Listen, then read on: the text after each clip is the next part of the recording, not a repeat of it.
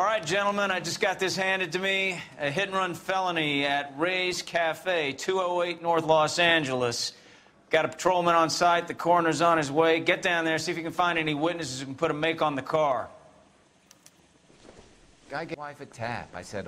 Hallo Leute und herzlich willkommen zurück zu einer neuen Folge von L.A. Noire. Wir machen weiter mit unserem neuen Fall, eine himmlische Ehe im Verkehrsdezernat. Im letzten Part hatten wir ja der Wagen des Konsuls, sehr merkwürdige Typen, William Dewey unter anderem, Juan Carlos Fernandez, Valdez glaube ich war das.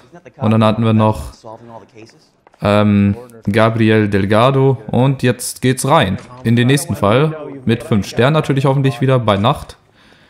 Dieses Mal, genau, unser Kollege fährt wie immer. Und wir müssen zu Ray's Café zuerst fahren, denn ihr habt es gesehen im Vorspann, da hat es geknallt. Wurde einer ganz heimtückisch überfahren. 4:24 Uhr AM, also noch früh am Morgen, sehr, sehr früh am Morgen. Abgesperrt ist schon mal, sehr gut. Alle wichtigen Leute sind da. Gerichtsmediziner, Fotograf. So eine alte Dame. Der Barkeeper. Also, es steht alles bereit für Befragung und für Durchsuchung. Detectives, over here. Yeah, man. Cole Phelps, traffic. What have we got? Vic is a white male named Lester Patterson. Walked out of the bar and into the street. Car hit over there and he ended up here. Dead on impact by the look of it. Have you canvassed the area? The only one with anything useful to contribute is the young lady over there. She lives above the bar. Name is Shannon Perry. No, it's not a stage name. 24 years old, she left Kansas to follow the Yellow Brick Road. Is that so? We'll take a formal statement later. Right now we're going to take a look around. Genau, wie immer. Also die junge Dame muss warten. Jetzt gucken wir uns erstmal alle Hinweise hier an. Und zwar habe ich mir natürlich wieder Hilfe genommen, damit ich hier keinen Hinweis übersehe. Und zwar haben wir deren 4. Also müssen einmal eine Lebensversicherung finden, Blutspur auf dem Boden, Blutspritze auf dem Boden und Bremsspuren.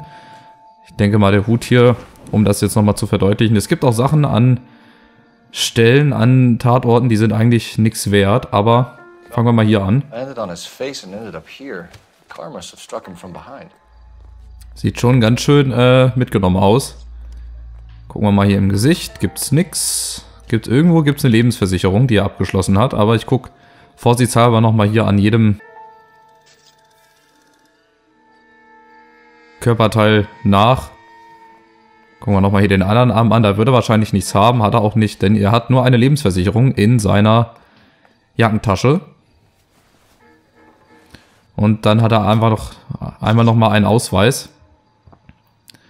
Also hier hat er eine Feuer- und Lebensversicherung abgeschlossen. Sehr geehrter Mr. Patterson, wir freuen uns, Ihnen mitteilen zu dürfen, dass wir einen Antrag 14F erhalten haben, bla bla bla. Also, er hat eine Versicherung abgeschlossen. In Höhe von $16.000. Wie wir da oben nochmal sehen. What the fuck? Ist wahrscheinlich zu viel. Also, er hat eine Lebensversicherung abgeschlossen. Wahrscheinlich für sich und seine Family, für seine Frau. Jetzt gucken wir gerade nochmal hier in den Ausweis rein. Da hat er einmal hier das ganze Geld. Nichts Interessantes, ne? Geld hat jeder mit in seinem Portemonnaie, aber hier der Ausweis, der ist jetzt ganz entscheidend wie immer. Daten stehen wie immer unten, die muss ich euch nicht vorlesen. Wo er wohnt, weiß männlich, hat uns ja gerade schon der Polizist gesagt. 36, braune Augen, verheiratet, genau. Wir können die Angehörigen benachrichtigen, das müssen wir sogar auch. Ich glaube, wir fahren sogar später bei der Frau vorbei. So. What have you got on the victim? The mall reports he was intoxicated at the time of the accident. I'll know how intoxicated once I've done the autopsy. Looking him over now, I'd say he died on impact. What about the chest wound? Isn't that inconsistent? Very common in auto injuries. Look for a car with a prominent hood ornament. Those things are killers. Also, Bericht des Gerichtsmediziners, er soll also Alkohol gehabt haben, aber das weiß er erst nach der Autopsie. So, jetzt gucken wir uns mal die Blutspuren hier an. Boah, ganz schön weit geschliffen. Body traveled a good 20 feet. Ja, und man sieht ja auch noch diese beiden Reifenspuren, ne, die dann links weggehen. Das habt ihr ja im Vorspann gesehen. Er hat ihn getroffen, ist dann hier zum Bremsen gekommen und ist dann quasi links rum an ihm vorbei. Dann haben wir hier noch Blutspritzer, also da einmal die Reifenspuren. Heißt also, der muss einen ganz schönen, Bad out of hell. ja, einen ganz schönen Affenzahn drauf gehabt haben, als er ihn getroffen hat. Und dann haben wir hier noch die Reifenspuren. Hier hat er also gebremst und dann hat er ihn volle Möhre da getroffen, The driver ey. managed to brake before the impact. Genau, der konnte also noch vor dem Aufprall bremsen. Schaue ich gerade nochmal im Mülleimer, ist glaube ich nichts Interessantes drin. Ne? Ich bin glücklich verheiratet, ja. So, alle Hinweise haben wir jetzt hier abgeschlossen. Ich gucke gerade nochmal, Lebensversicherung haben wir, Geldbörse, Blutspur, Blutspritzer, Bremsspur und, haha, ich habe noch eins vergessen. Ein blutverschmiertes Messer soll es hier noch geben, und zwar ist das hier in einer Seitengasse. Hätte ich jetzt auch so nicht gefunden, und zwar hier in einer Mülltonne. Unter einer Zeitung liegt ein sehr scharfes und mit Blut beflecktes Messer. Wenn ich jetzt einfach nochmal hier nah ranzoomen darf. So, hier. A knife covered in blood. Could be a steak knife. This is a hit-and-run case, Phelps. Anyone could have thrown away a kitchen knife. In any case, we'll want tech services to scrub the alleyway before they bag the knife. Genau, also, egal wer das Messer benutzt hat, er hat auf jeden Fall keine Tiere damit getötet. Sieht sehr stark danach aus, als ob er vor dem Aufprall noch ein Messer hinten reinbekommen hat. Aber wir befragen jetzt erstmal diese wunderschöne, nette Frau hier. Miss Perry, Yes? I'm Detective Phelps. This is my partner, Detective Bukowski. So, also wir haben ja einmal Shannon Perry, die von Kansas hierher gekommen ist, um groß rauszukommen. Blaue Augen, blonde Haare. Ja, hässlich ist was anderes auf jeden Fall. Wir fangen an mit dem Augenzeugenbericht. Can you tell us what happened? Well, I came to the window because I heard people arguing downstairs. Das ist soweit richtig. Then what happened? I saw a car hit that poor man and knock him down the street. Yeah, man. Also, haben wir schon mal die erste Frage richtig. Jetzt Beschreibung des verdächtigen Fahrzeugs. What kind of car was it? A dark red Lincoln Continental. Sehr gut. Mädchen, wenn du so weiter mitspielst, dann kriegst du hinterher noch eine Belohnung wahrscheinlich. Did you see the license plate? Only the first three letters, I'm afraid. 3C8. Guck mal, so geht's doch schon mal gut los. Wir müssen gleich noch das verdächtige Fahrzeug durchgeben, aber erst noch mal den Streit mitgehört. Tell me more about the argument you heard. Well, there were two voices. A man and a woman. That's all. Ja, leider nicht ganz. Die Mimik verrät es schon. Müssen wir leider anzweifeln. Da war nämlich noch mehr. Why are you holding out on us, Miss Perry? I'm sorry. I was hoping to tell my story to the newspapers. I'd like to get my picture in the paper. Trying to find work as an actress, and things are pretty difficult. Cough it up, sister. We don't have all night. The people arguing, they were husband and wife. I could tell by what she was yelling. Intimate things. Very embarrassing for the man. Thank you, Miss Perry. Your information has been very helpful. You can go now. You really think so? I hope you find that driver and put him away. Tja, sehr komische Leute. You certainly got away with the dames, Phelps. Give it a rest, Bukowski. Let's see what the patrons have to say.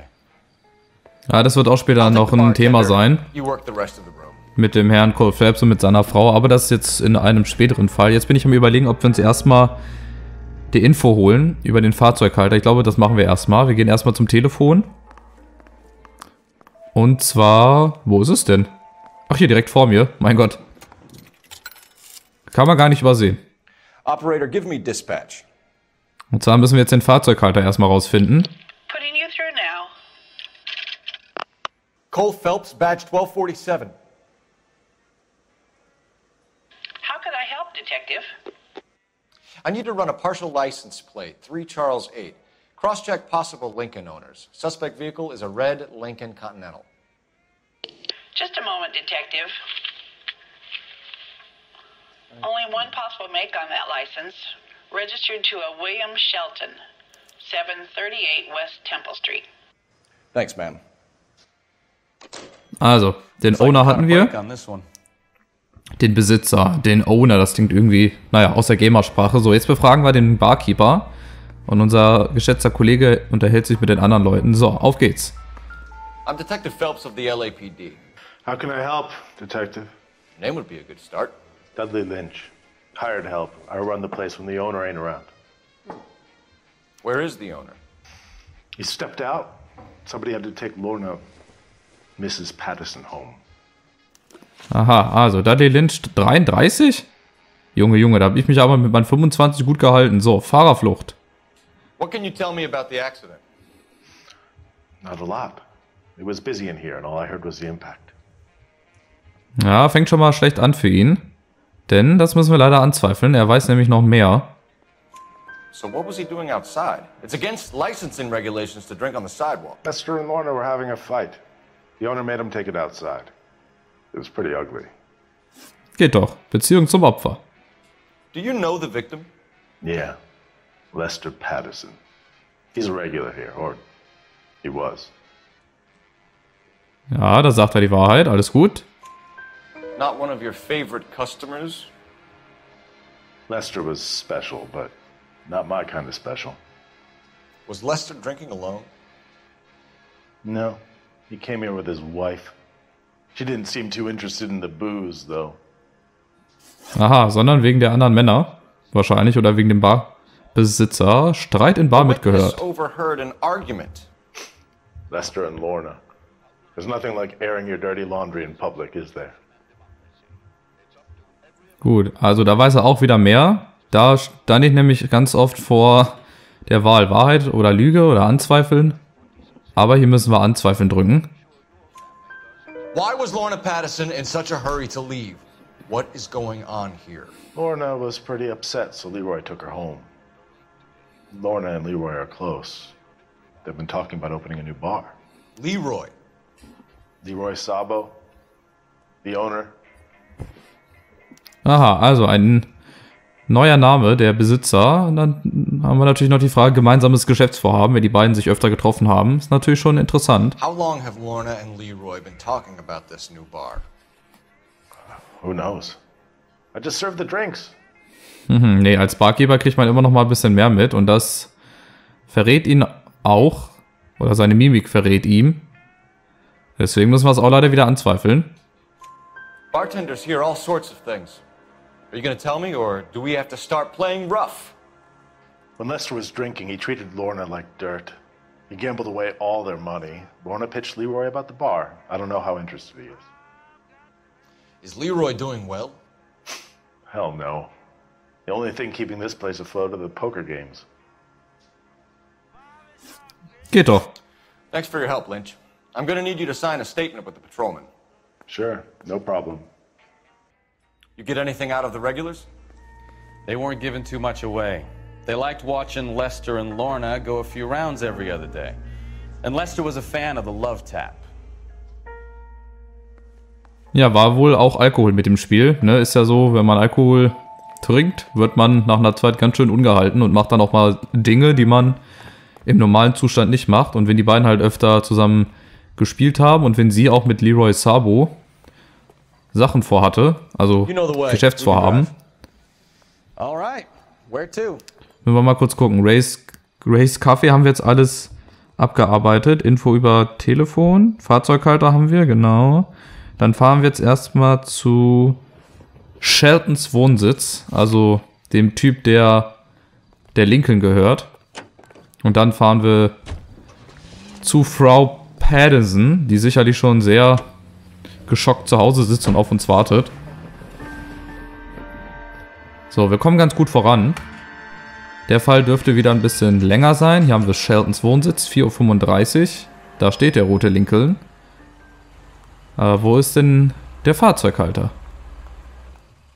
Der müsste nämlich jetzt auch gleich rauskommen. Jetzt warten wir erstmal ein bisschen. Bis zum Morgengrauen. Schaut euch das an. 7:43 Uhr AM. Da ist er nämlich. Gepackte Koffer. Der will doch wohl nicht abhauen.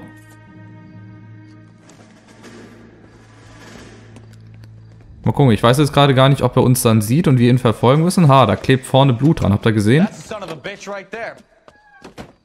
William Shelton? Yes? It doesn't look good, Shelton. You packing your bags and making a run for it? You know why we're here. Yes. The accident. We've got witnesses who can put this car at the scene, not to mention the physical damage. This is open and shut, Sheldon. So ein Idiot, ey. Aber gar nicht schlecht gemacht. So. William Shelton verhaften. Ich mach mal die Sirene aus, die stört nämlich mit der Zeit. So, das werden wir jetzt öfter haben. Oh. Ja, wenn ich auch so fahre wie ein Besoffener hier, dann ist klar, dass wir den nicht kriegen. Aber den haben wir gleich. Aber es wird sich auch herausstellen, dass das gar nicht ist. Aber das zu einem späteren Zeitpunkt. Jetzt müssen wir ihn erstmal verfolgen, weil er gilt zurzeit als Verdächtiger. Ich versuche. Aber ihr seht, die Wagen in Illinois, die halten einiges aus. Teilweise. Die sind gar nicht zu kriegen. Ich würde ihn gerne umdrehen, aber es geht irgendwie nicht. Achtung. Ich bin schon dabei. Also was ich jetzt überhaupt nicht gebrauchen kann, sind so nervige Kollegen, die immer alles besser wissen. So, jetzt haben wir ihn gestoppt. Zack, ey, einmal erschießen. Solche Idioten gleich festnehmen. I hit him. I admit it. I just panicked, but it wasn't my fault. What do you mean? The guy jumped right out in front of me. He came out of nowhere. There's nothing I could do about it. Why didn't you stop? I've had accidents before. That's it. We're done here. The DA is gonna love you. They weren't all my fault. I'm a surveyor. I need my license for my job. There were people around. A woman and a man were standing right next to him. I thought they could get him to a hospital. I'm telling you, it's not my fault. The guy is dead, Shelton. You can't be serious. William Shelton, you're coming downtown. We need to talk about a manslaughter charge. So, und so lange ist er halt erstmal unser Tatverdächtiger.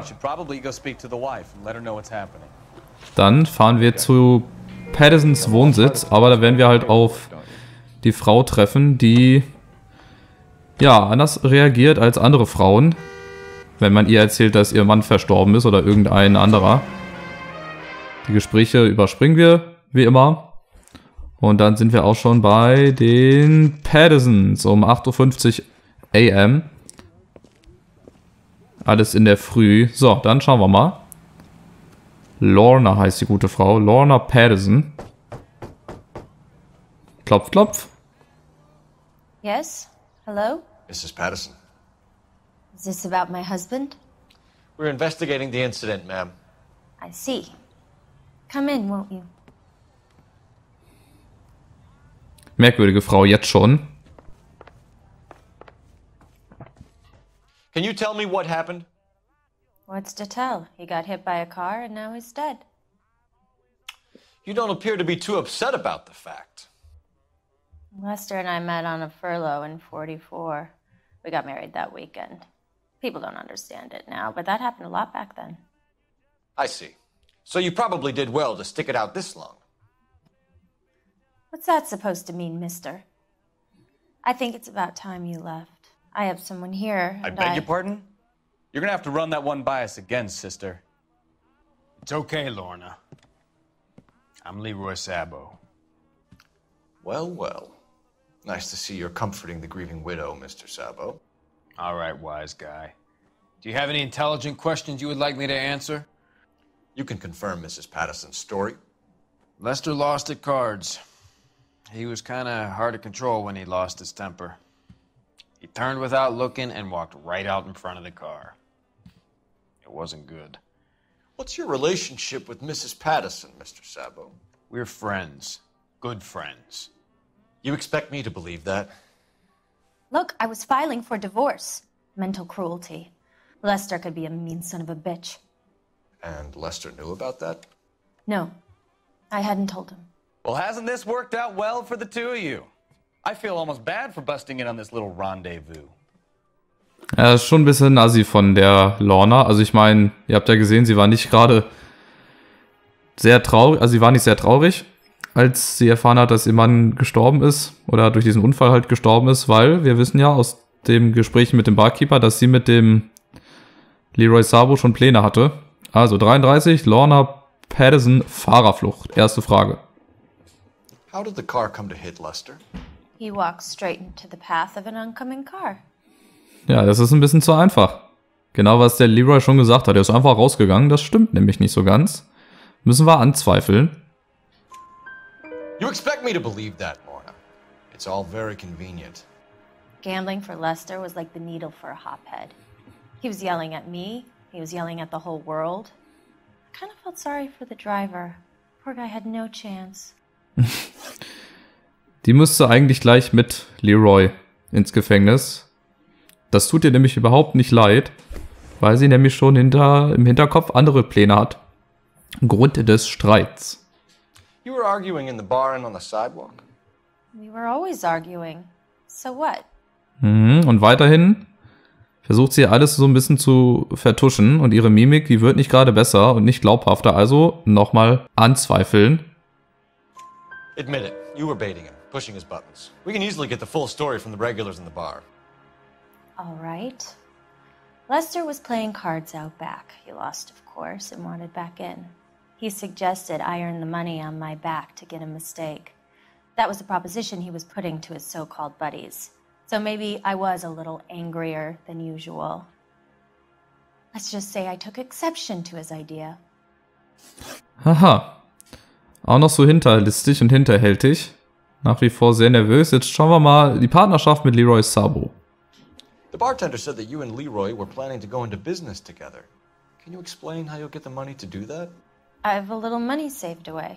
Ha, und jetzt müssen wir nämlich Lüge machen. Jetzt schaut sie nämlich noch nervöser als bei den beiden Antworten davor, denn wir haben den Versicherungsbrief. You want to back that up, little man? Und zwar hat ihr Mann nämlich eine Versicherung abgeschlossen in Höhe von $16.000. Und mit $16.000, da kann man natürlich schon mal einiges anstellen. Also, Versicherungsbrief. You increased the premium on Lester's life insurance. GI insurance policies have a $10,000 payout. It was Leroy's idea. Lester lived on the edge. He was always getting into fights, crack games, pinochle, you name it. Turns out it was good advice. It speaks to motive and premeditation, Lorna. You're forgetting the hit-and-run detective. You and Mr. Sabo have an interesting day. I'm sure we will, officer. Now, if you could both just leave. We're leaving, ma'am. Sorry for your loss. I can see what a tough time you're having with all this.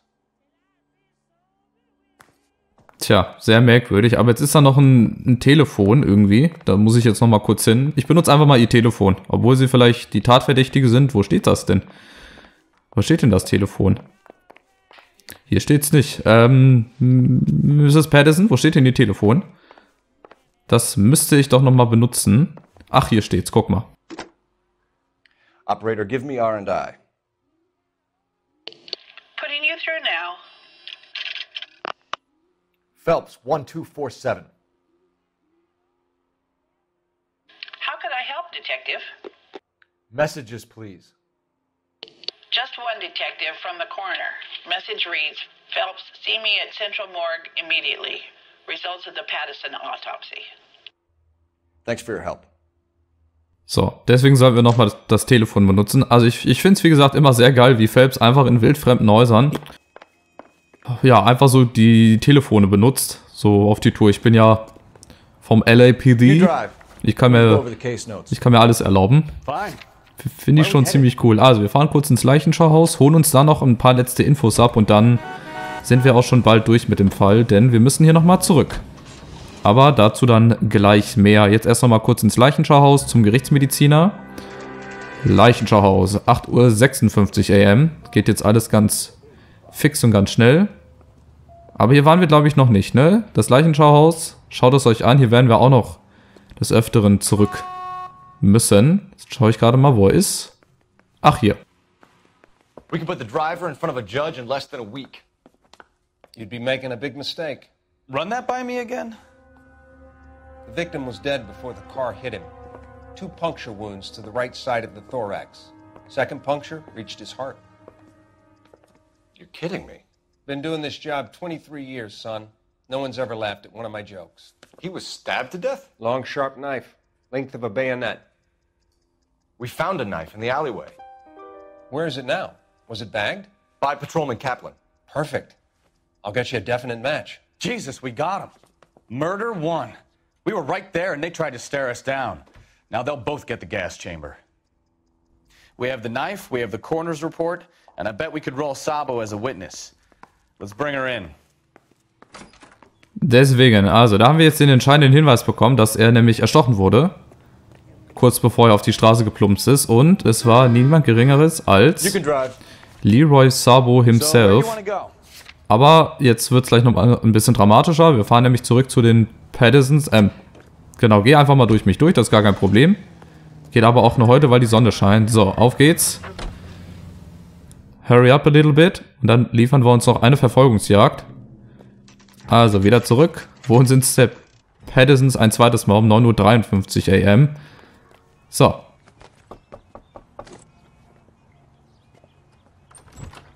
We've spoken to the coroner, Mrs. Patterson. He confirmed your husband's cause of death. We'd like you to come downtown and answer some questions. It wasn't me. It was Leroy's idea. Leroy stabbed him. I had nothing to do with it. Where is Leroy now? He's in the bedroom. You're very good, Lorna. Put the gun down, Leroy. If you do something stupid now, you don't stand a chance in front of the grand Nice jury. of you to give me up, sweetheart. All that whispering in my ear, telling me how we had to get rid of him, how good it could be, all the money we could claim, all that planning, how to get him into the street, how to make it look like an accident. For God's sake, you had Leroy, all shut the up. bases covered, baby. I had nothing to do You with it. think I'm gonna fry for you, He's a Lorna? crazy man.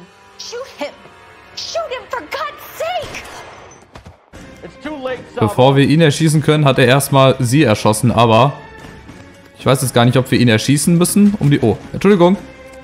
Ich probiere gerade mal was. Normalerweise funktioniert das nämlich auch, wenn der dann nämlich weiß ist, der Kreis, dann gibt er einen Warnschuss ab und dann haben wir ihn. Nein, oh, der war fast weiß, der Kreis. Dann gibt er nämlich einmal einen Warnschuss ab und dann haben wir ihn. Aber dazu müssen wir ihm jetzt erstmal hinterherlaufen. Also sie hat das Ganze schick eingetütet und hat ihn wie einen Mörder aussehen lassen. War ja auch gar nicht dumm gemacht. So, jetzt nochmal. Ach, Mann, bleib doch mal stehen. Ist halt die Frage, ob wir ihn erschießen müssen. Hoch. Wo ist er denn hin? Da hinten ist er. Das werden wir sicherlich nicht zulassen.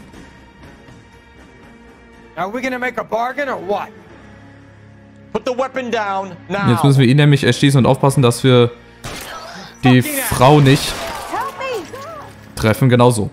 Wir müssen ihn nämlich erschießen. Eine andere Möglichkeit hatten wir leider nicht. Aber ich glaube, wir kriegen trotzdem die 5 Sterne. You look spooked, Phelps. I thought you'd been under fire before. It never gets any easier, Bukowski. Genau, weil Cole Phelps war nämlich im Okinawa-Krieg. Also der hat schon einiges miterlebt, deswegen verständlich. Zurück in Rays Café. So, I give you a hit and run. You bring me back fraud, conspiracy, and first-degree murder. This is how a good detective operates, Phelps. You take nothing at face value. You keep digging and asking questions until you get to the truth. You got some sharp elbows on you, detective. I like that. Keep up the good work. Yeah, thanks, man. So, also, einen weiteren Fall abgeschlossen. Eine himmlische Ehe. Los Angeles ist bis auf weiteres wieder ruhig gestellt. 9 von 9 gefundenen Hinweisen. 10 Fragen richtig beantwortet. $0 Fahrzeugschaden, $0 Verletzungen und $0 Sachschaden. Also 110%. Noch ein Besuch in Rays hätte gezeigt, wie weit Leroy gegangen wäre, um dem Gefängnis zu entgehen. Das habe ich halt nicht gemacht, aber wir haben es trotzdem geschafft. Und von daher würde ich sagen, danke fürs Zuschauen. Ich hoffe, es hat euch gefallen. Wir sehen uns beim nächsten Fall wieder bei L.A. Noire. Macht's gut, bis dahin mit dem Voice Crack und ciao.